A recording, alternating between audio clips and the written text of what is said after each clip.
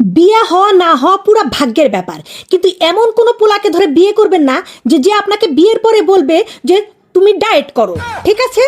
এমন ছেলেকে বিয়ে করবেন যে বলবে খা মুটকি তুই খা, তুই আরো খা, জীবনে খাওয়া ছাড়া কি আছে, পারলে তুই আমাকে শুদ্ধা খা, খাইতে থাক, আভি তো পার্টি শুরু হুই হ্যাঁ, তুই খা, খাইতে থাক।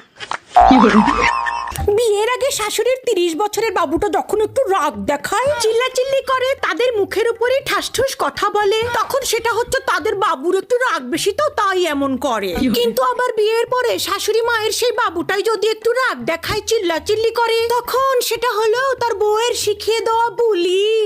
বুঝলেন তো, দিন শেষে সব দোষ ওই বেচারি বউটারই।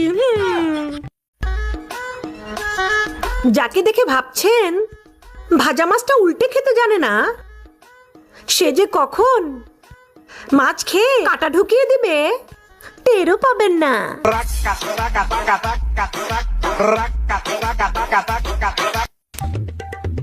ফ্রিজের পানি সবাই খায়, বোতল ভরে না কেউ। বোতল ভরার কথা বললে সংসারে ওঠে অশান্তির ঢেউ। সবাই ঠান্ডা পানি খেয়ে খেয়ে আরামে চলে যায়। আমি যখন পানি খেতে আসি তখন বোতলের পানি কেন শেষ হয়ে যায়? আরে আমি তো কবি হয়ে গেছি। এটা কবিতা হয়েছে না? আরে বাপরে, আমি তো কবি হয়ে গেছি। শোনো, আমি কবি হয়ে গেছি। ওই দেখ, মাংস রান্না করছি, মাংস দাওয়াত দিব না। बजा पैसे वाला सीन नहीं है, रॉन्ग नंबर फोन बजा एक्स वाला सीन है, फिर रॉन्ग नंबर शॉर्ट हुआ डर के लगा।